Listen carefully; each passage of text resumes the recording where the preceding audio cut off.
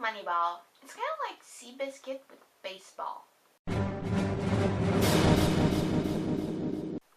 Maybe that's a bad analogy to make because what happened at the Athletics baseball team is not as important to American culture and history as Seabiscuit's victories in the time of the recession. But I definitely got the feeling that with this movie they were trying to make it about more than just this team and these two guys trying to do something different. And they also integrated a lot of clips of historical teams or historical players. So really you got this image of baseball past, present, and future. And that surprised me because I was expecting it to be just another movie about a team of underdogs, and I always root for the underdog. The easiest way to make me interested in a sport of any kind is to show me a match and tell me that XYZ doesn't have a chance in hell of winning. And that goes for everything, even curling. And I fucking hate curling. But going back to Moneyball, I don't know shit about baseball. I'm not American. Honestly, I always thought it was kind of silly. But what I really liked about the movie is that here you have these two characters that take this quasi-scientific mathematical approach to selecting their team players.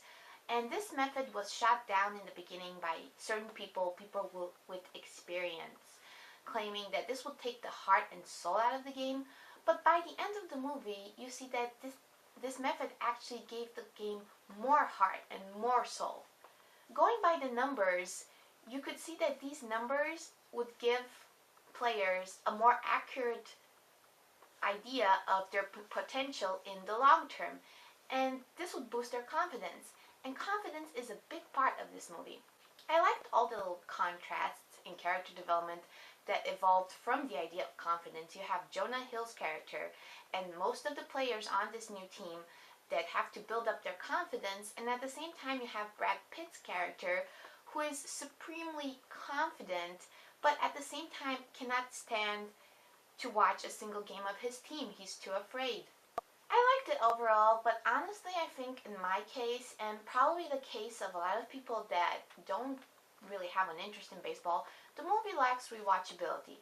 It's a bit of a struggle to go along with the story up until the end, and it has a lot of scenes with people just talking about baseball and how much they love it and what the game all means. And on another viewing, I just think I'm going to skip over those scenes. So really, it's a good drama.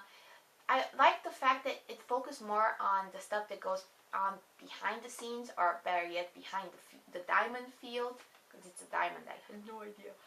Also, I like the fact that the movie did not try to build itself around the games themselves. They did not try to make baseball more cinematic.